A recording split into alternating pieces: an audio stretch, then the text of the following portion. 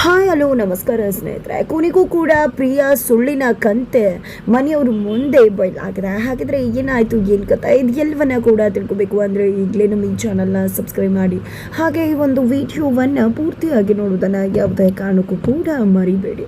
ಅಮ್ಮ ಮದುವೆ ಆದಮೇಲೆ ಫಸ್ಟ್ ಟೈಮ್ ಹಿತ್ತಲಲ್ಲಿ ಅಮ್ಮ ಅದಕ್ಕೆ ಜೊತೆ ಗಿರೀಶ್ ಅವರು ತುಂಬ ಖುಷಿಯಿಂದ ಮಾತಾಡ್ತಿರ್ತಾರೆ. ಆ ಒಂದು ಟೈಮ್ಗೆ ವೀಣಾ ಪ್ರಿಯಾ ಎಂಟ್ರಿ ಕೊಡ್ತಾರೆ. ಅವರಿಂದ ಹೇಗೋ ಬಚಾವಾದೆ ಅಂತ ಅಂದ್ಕೊಂಡು ಗಿರೀಶ್ ಅವರು ಅಂದ್ಕೊಂಡ್ರೆ ಮತ್ತೆ ಮೀನಾ ಕೈಗೆ ಸಿಕ್ಬಿಡ್ತಾರೆ. ಇಲ್ಲಿ ಮೀನಾ ಕೈಗೆ ಸಿಕ್ಕಿದ್ದೆ ತಡ ನಮಗೆ ಗೊತ್ತೇ ಇಲ್ಲ ಇವ್ರು ಯಾರು ಅನ್ನೋ ರೀತಿಯಲ್ಲಿ ಗಿರೀಶ್ ಅವರು ಬಿಹೇವ್ ಮಾಡ್ತಾರೆ. ನಂತರ ಈ ನಾಟಕ ಎಲ್ಲ ಬೇಡ, ನನಗೆಲ್ಲ ಕೂಡ ಗೊತ್ತಿದೆ, ಎಷ್ಟು ದಿನದಿಂದ ನಡೀತಾ ಇದೆ ಇದು ಅಂತ ಹೇಳಿ ಮೀನಾ ಕೇಳಿದಾಗ, ಅದು ನಮ್ಮ ಮದುವೆ ಆದಂಗಿಂದ ಹಿಡಿದು ಅಮ್ಮು ಮದುವೆ ತನಕ ನಾವು ಭೇಟಿ ಮಾಡ್ತಾನೆ ಇದ್ವಿ. 15 ದಿನ ವಾರಕ್ಕೊಮ್ಮೆ ಭೇಟಿ ಮಾಡ್ತಿದ್ವಿ. ನನಗೂ ಕೂಡ ನನ್ನ ತವ್ರ ಮನೆ ಜೊತೆ ಮಾತಾಡಬೇಕು ಅಂತ ಅನಿಸೋದಿಲ್ವ ಮೀನಾ, ಅದಕ್ಕೋಸ್ಕರ ಮಾತಾಡ್ತಿದ್ದೆ ಅಂತ ಹೇಳಿ ಗಿರೀಶ್ ಅವರು ಹೇಳ್ತಾರೆ. ಆದರೆ ಈ ಒಂದು ವಿಷಯ ಮಾವನಿಗೆ ಗೊತ್ತೇ ಇಲ್ವಾ ಅಂತ ಮೀನಾ ಕೇಳಿದಾಗ ಗೊತ್ತಿಲ್ಲ ಅಂತ ಹೇಳಿ ಹೇಳ್ತಾರೆ. ನಂತರ ಇಲ್ಲಿ ಕಲಾ ಅವರು ಆ ಗಂಡಸರು ತಮ್ಮ ಜಗಳದಲ್ಲಿ ನಮ್ಮ ಭಾವನೆಗಳನ್ನ ಅರ್ಥನೇ ಮಾಡ್ಕೊಳ್ಳೋದಿಲ್ಲ. ಅವರೇನು ಹೀಗೆ ಬಿಟ್ಟರೆ 10 ವರ್ಷ ಆದರೂ ಮಾತಾಡೋದೇ ಇಲ್ಲ. 30 ವರ್ಷದಿಂದ ನಾವೇನಾದ್ರು ಮಾತಾಡದೇ ಇದ್ದಿದ್ರೆ ದೊಡ್ಡ ಗೋಡೆಯನ್ನೇ ಸೃಷ್ಟಿ ಮಾಡ್ತಾ ಇದ್ರು. ಆದರೆ ನಮ್ಮಗಳಿಗೆ ಅವ್ರ ರೀತಿ ಇರೋಕ್ಕಾಗೋದಿಲ್ಲ. ಹಾಗಾಗಿ ನಾವಾದರೂ ಸಂಬಂಧ ಉಳಿಸ್ಕೋಬೇಕು ಅನ್ನೋ ಕಾರಣಕ್ಕೆ ಈ ರೀತಿ ವ್ಯವಸ್ಥೆ ಮಾಡಿಕೊಂಡು ನಾವು ಅಷ್ಟು ವರ್ಷಗಳಿಂದ ಮಾತಾಡ್ಕೊಂಡೇ ಇದ್ದೀವಿ. ಅವರೇನೋ ಗಲಾಟೆ ಮಾಡಿಕೊಂಡು ಕಿರ್ಚಾಡ್ಕೊಂಡು ಹರ್ಚಾಡ್ಕೊಂಡು ಅವ್ರ ಕೆಲಸನ ಹೊರಗಡೆ ಹೋಗಿ ನೋಡ್ಕೊಂಡು ಬಿಡ್ತಾರೆ. ಬಟ್ ನಾವು ಸಂಬಂಧ ಕಳ್ಕೊಂಡು ಹೇಗಿರೋದು, ಹೇಗೆ ಆ ಒಂದು ನೋವನ್ನು ಅನುಭವಿಸೋದು, ಅದೇ ಕಾರಣಕ್ಕೆ ಅವರನ್ನು ಕಟ್ಕೊಳ್ದೆ ನಮ್ಮ ಪಾಡಿಗೆ ನಾವು ನಮ್ಮ ಸಂಬಂಧನ ಮುಂದುವರಿಸ್ಕೊಂಡು ಹೋಗ್ತಾ ಇದ್ದೀವಿ ಅಂತ ಹೇಳಿ ಕಲಾ ಹೇಳ್ತಾರೆ.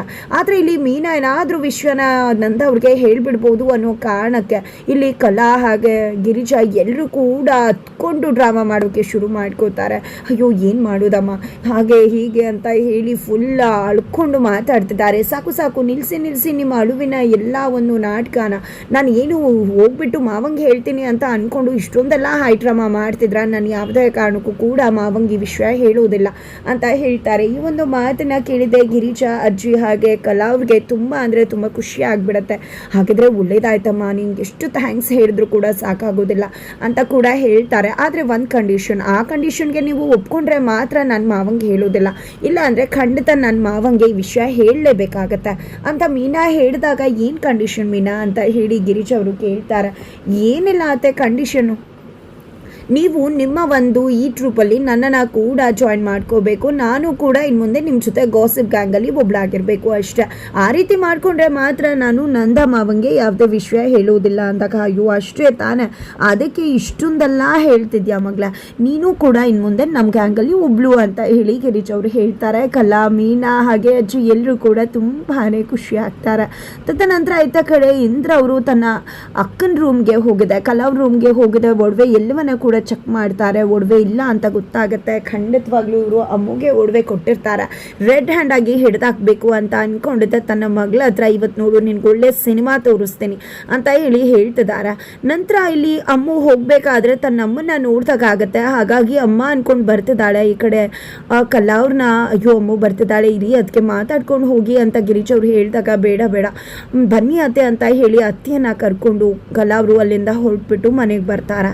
ಈ ಕಡೆ ಅಮ್ಮು ಬಂದು ಅಮ್ಮನ ನೋಡಿದಾಗ, ಆಯ್ತಲ್ಲ ಅಮ್ಮ ಎಲ್ಲಿ ಅಂತ ಕೇಳಿದಾಗ, ಅಯ್ಯೋ ಅಮ್ಮು ಪಕ್ಕದ ಮನೇಲೆ ಅಲ್ವಾ ಅವ್ರ ಮನೆ ಇರೋದು, ಹಾಗಾಗಿ ನಿನಗೆ ಅಮ್ಮನ ನೋಡಿದಾಗ ಆಗಿದೆ ಅಷ್ಟೇ, ಯಾವತ್ತಿಗೂ ಬಂದಿಲ್ಲ ಅಮ್ಮ, ಬೇಜಾರು ಮಾಡ್ಕೋಬೇಡ ಅಂತ ಹೇಳಿ ಗಿರೀಶ್ ಅವರು ಅಮ್ಮನ ಸಮಾಧಾನ ಮಾಡ್ತಾರೆ.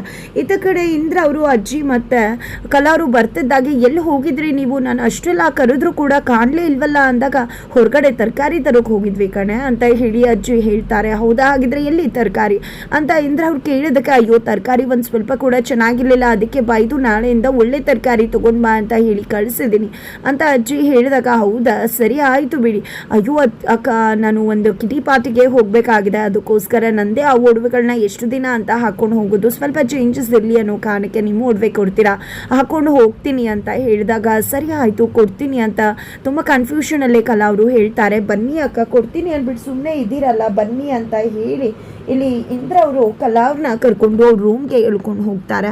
ಕೊಡಿ ಕೊಡಿ ಅಕ್ಕ ಅಂತ ಕೇಳ್ತಿದ್ದಾರೆ. ಒಡವೆ ಇದ್ರೆ ತಾನೇ ಕೊಡೋದಕ್ಕೆ ಕಲ ಅವ್ರಿಗೆ ಏನು ಮಾಡಬೇಕು ಗೊತ್ತಾಗ್ತಿಲ್ಲ. ಡ್ರಾಯರನ್ನು ಇಂದ್ರ ಅವರೇ ಓಪನ್ ಮಾಡ್ತಾರೆ. ಏನಕ್ಕ ಒಡವೆಗಳೇ ಇಲ್ಲ, ಎಲ್ಲಿ ಹೋದ್ವು ಒಡವೆಗಳು, ಯಾಕೆ ಎಲ್ಲಿ ಹೋದ್ವು ಹೇಳಿ ಅಂತ ಪೀಡಿಸ್ತಿದ್ದಾರೆ. ಈ ಕಡೆ ಕಲ್ಲ ಅವ್ರಿಗೆ ಏನು ಮಾತಾಡಬೇಕು ಅಂತ ಗೊತ್ತಾಗ್ತಿಲ್ಲ. ಒಡವೆಗಳನ್ನೆಲ್ಲ ಅಮ್ಮ ಕೊಟ್ಟು ಕಳಿಸ್ಬಿಟ್ರಿ ಅನ್ಸುತ್ತಲ್ವಾ, ಅದಕ್ಕೋಸ್ಕರ ಒಡವೆಗಳು ಕಾಣಿಸ್ತಿಲ್ಲ, ಅದಕ್ಕೆ ದೇವಸ್ಥಾನಕ್ಕೆ ಹೋಗ್ಬೇಕಾದ್ರೂ ಆ ರೀತಿ ಸುಳ್ಳು ಹೇಳಿದ್ದಲ್ವಾ ನೀವು, ಹೇಳಿ ಅಕ್ಕ ನಿಜ ತಾನೇ ನೀವು ಒಡವೆಗಳನ್ನೆಲ್ಲ ಅಮ್ಮಗೆ ಕೊಟ್ಟು ಕಳಿಸಿದ್ರಿ ಅಲ್ವಾ ಅಂತ ಇಂದ್ರಾಣಿ ಅವರು ಪೀಡಿಸ್ಬೇಕಾದ್ರೆ, ಹೌದು ನನ್ನ ಮಗಳಿಗೆ ಕೊಟ್ಟು ಕಳಿಸಿದೆ, ಅಮ್ಮಗೆ ಕೊಟ್ಟು ಕಳಿಸಿದ್ದೀನಿ, ಏನು ಇವಾಗ ನಿನ್ನ ಒಡವೆಗಳ ಎಲ್ಲ ತಾನೇ, ನನ್ನ ಒಡವೆಗಳು ತಾನೆ, ನಿನ್ಗೇನಾಗಬೇಕು, ಹೌದು ನನ್ನ ರೂಮಲ್ಲಿ ಒಡವೆಗಳಿಲ್ಲ ಅಂತ ನಿನಗೆ ಗೊತ್ತಾಯಿತು, ಹಾಗಿದ್ರೆ ನೀನು ಬಂದು ನನ್ನ ರೂಮಲ್ಲಿ ಚೆಕ್ ಮಾಡಿದ್ಯಾ, ನಿನಗೆ ಯಾರು ರೈಟ್ಸ್ ಕೊಟ್ಟಿದ್ದು ನನ್ನ ರೂಮ್ಗೆ ಬರೋದಕ್ಕೆ, ಒಡವೆ ಚೆಕ್ ಮಾಡೋದಕ್ಕೆ, ನನ್ನ ಮಗಳು ನನ್ನ ಇಷ್ಟ ಅದನ್ನು ಕಟ್ಕೊಂಡು ನಿನ್ಗೇನಾಗಬೇಕು, ಸುಮ್ಮನೆ ನೀನು ನೋಡ್ಕೊಂಡ್ರೆ ಸರಿ, ಅದನ್ನು ಬಿಟ್ಟು ನನ್ನ ರೂಮಿಗೆ ಬರೋದು, ನನ್ನ ಸಂಸಾರದ ಬಗ್ಗೆ ತಲೆ ಹಾಕೋದು, ಇದನ್ನೆಲ್ಲ ಮಾಡಿದ್ರೆ ಖಂಡಿತ ಪರಿಣಾಮ ಸರಿ ಇರುವುದಿಲ್ಲ ಅಂತ ಬೈದು ಹಿಗ್ಗಾಮುಗ್ಗ ತರಾಟೆಗೆ ತಗೊಂಡು ಅಲ್ಲಿಂದ ಅಮ್ಮ ಮಗಳು ಇಬ್ಬರನ್ನ ಕೂಡ ಕಳಿಸ್ಬಿಡ್ತಾರೆ ಕಲಾ ಅವರು. ನಂತರ ಇಲ್ಲಿ ಅಜ್ಜಿ ಸೂಪರಾಗಿ ಮಾತಾಡಿದೆ ಕಲಾ, ನೀನು ಅಮ್ಮಗೆ ಒಡವೆಗಳನ್ನ ಕೊಟ್ಟಿದ್ದೀನಿ ಅಂದಿದ್ದು ಖುಷಿ ಆಯಿತು, ಆದರೆ ಅವಳು ಸುಮ್ಮನೆ ಇರ್ತಾಳೆ, ಖಂಡಿತ 1-4 ಸೇರಿಸಿ ನಿನ್ನ ಗಂಡಂಗೆ ಹೇಳ್ಬಿಡ್ತಾಳೆ, ಆಮೇಲೆ ನಿನ್ನ ಗಂಡ ಬಂದು ನಿನ್ನ ಬೈತಾರೆ, ಅದಕ್ಕೆ ಭಯ ಆಗ್ತದೆ ನನಗೆ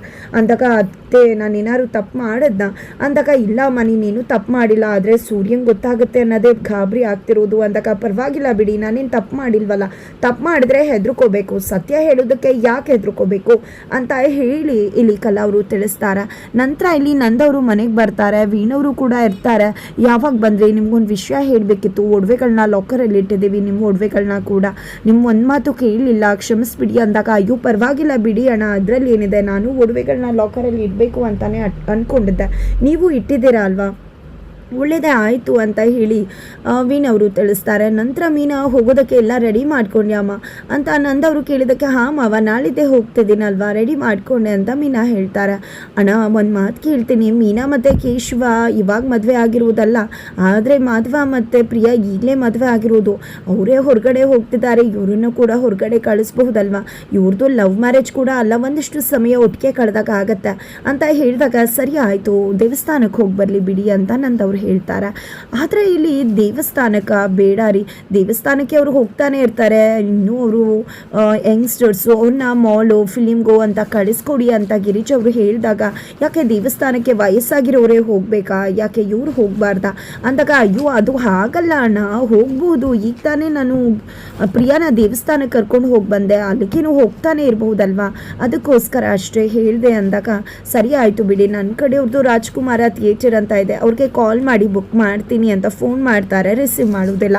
ಅಯ್ಯೋ ಪರವಾಗಿಲ್ಲ ಮಾವ, ಅವ್ರು ರಿಸೀವ್ ಮಾಡಿಲ್ಲ ಅಂದರೆ ಏನಂತೆ, ಆನ್ಲೈನಲ್ಲೇ ನಾವು ಸಿನಿಮಾ ಬುಕ್ ಮಾಡ್ಬೋದು ಅಂತ ಹೇಳ್ತಾರೆ. ಬಟ್ ಆಲ್ರೆಡಿ ಇಲ್ಲಿ ವೀಣವರು ನನ್ನ ಮಗಳು ಥಿಯೇಟ್ರಿಗೆ ಹೋಗಿಲ್ಲ, ಚಿಕ್ಕದ್ರಲ್ಲಿ ಯಾವುದೋ ದೇವ್ರ ಫಿಲಿಮ್ನ ಟೆಂಟ್ಗೆ ಕರ್ಕೊಂಡು ಹೋಗಿ ತೋರಿಸಿದ್ದೆ ಅನ್ನೋ ರೀತಿಯಲ್ಲಿ ಮಾತಾಡಿರ್ತಾರೆ. ಆದರೆ ಇಲ್ಲಿ ಹೇಳೋದಕ್ಕೂ ಇಲ್ಲಿ ಪ್ರಿಯಾ ಮಾತಾಡ್ತಿರೋದಕ್ಕೂ ಸಂಬಂಧನೇ ಇಲ್ಲ ಇಲ್ಲಿ, ಯಾಕಂದರೆ ಪ್ರಿಯಾ ಅವರು ಆನ್ಲೈನಲ್ಲಿ ಥಿಯೇಟ್ರ್ ಬುಕ್ ಮಾಡೋದಕ್ಕೆ, ಫಿಲಿಮ್ಗೆ ಟಿಕೆಟ್ ಬುಕ್ ಮಾಡೋದಕ್ಕೆ ಹೋಗ್ತಿದ್ದಾರೆ. ಅದನ್ನು ನೋಡಿದಂತಹ ಮೀನಾ ಮತ್ತು ಅಮ್ಮು ಇಬ್ಬರು ಕೂಡ, ಅಮ್ಮ ಸುಳ್ಳು ಹೇಳ್ತಾರೆ ಅಂದರೆ ಮಗಳು ಅವ್ರ ಅಪ್ಪ ಸುಳ್ಳು ಹೇಳ್ತಾರೆ, ಅಮ್ಮ ನಿಜವಾಗ್ಲೂ ಅಮ್ಮನ ಜೆರಾಕ್ಸ್ ಕಾಪಿ ಪ್ರಿಯಾ ಅವರು ಅಂತ ಹೇಳಿ ನಗ್ತಾ ಇರ್ತಾರೆ.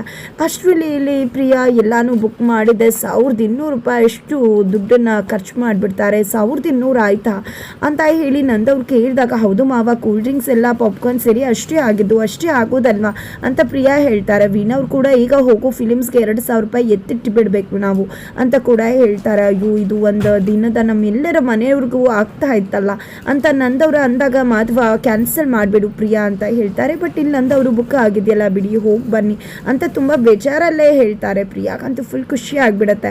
ಆಲ್ರೆಡಿ ಇಲ್ಲಿ ನನ್ನ ಮಗಳು MA ಇಂಗ್ಲೀಷ್ ಮಾಡಿದ್ದಾಳೆ ಅಂತ ಹೇಳಿ ಪ್ರಿಯಾ ಅಮ್ಮ ವೀಣವರು ತಿಳಿಸಿದ್ದಾರೆ. ನಂತರ ಸರಿ ಆಯಿತು ಬರ್ತೀನಿ ಅಂತ ಹೇಳಿ ಅಲ್ಲಿಂದ ಹೋಗ್ತಾರೆ. ನಂತರ ಇಲ್ಲಿ ಅಮ್ಮ ಗಿರೀಶ್ ಅವ್ರ ಹತ್ರ, ಅತ್ತೆ ನಾನು ಪಾರ್ಟ್ ಟೈಮ್ ಜಾಬ್ ಮಾಡಬೇಕು ಅಂದ್ಕೊಂಡಿದ್ದೀನಿ ಅಂದಾಗ, ಹೌದಾ ಯಾಕಮ್ಮ ನಿಮ್ಮ ಮಾವ ರೀತಿ ಮಾತಾಡಿದ್ರು ಅಂತ ಗಿರೀಶ್ ಅವ್ರು ಕೇಳಿದಾಗ, ಅದು ಹಾಗಲ್ಲ ಅತ್ತೆ, ಸುಮ್ಮನೆ ಮನೇಲಿ ಕೂತು ಬೋರ್ ಆಗುತ್ತೆ ಅಂತ ಅಂದಾಗ, ಹಾಗಿದ್ರೆ ಟ್ಯೂಷನ್ ಮಾಡಿ ನೀವು ಅಂತ ಹೇಳಿ ಪ್ರಿಯಾ ಹೇಳ್ತಾರೆ. ಒಳ್ಳೆ ಐಡಿಯಾ ಅಂತ ಮೀನಾ ಹೇಳಿದೆ, ನೀವು ಕೂಡ MA ಮಾಡಿದಾರ ಅಲ್ವಾ, ನೀವು ಸಾಥ್ ಕೊಡಿ ಅಮ್ಮಗೆ ಅಂತ ಹೇಳ್ತಿದ್ದಾಗೆ ಪ್ರಿಯಾಗೆ ಶಾಕ್ ಆಗ್ತದೆ. ಬಿಕಾಸ್ ಪ್ರಿಯಾ 10th ಪಾಸ್ ಮಾಡಿಲ್ಲ ಅನ್ಸುತ್ತೆ, ಬಟ್ MA ಇಂಗ್ಲೀಷ್ ಅಂತ ಹೇಳ್ಕೊಂಡಿದ್ದಾರೆ. ಹಾಗಿದ್ರೆ ಈ ಒಂದು ಸುಳ್ಳಿನ ಕಂದೆ ಮತ್ತೆ ಎಲ್ಲರ ಮುಂದೆ ಬೈಲಾಗತ್ತೆ, ಏನಾಗತ್ತೆ ಮುಂದಿನ ವಿಡಿಯೋ ನೋಡಿ.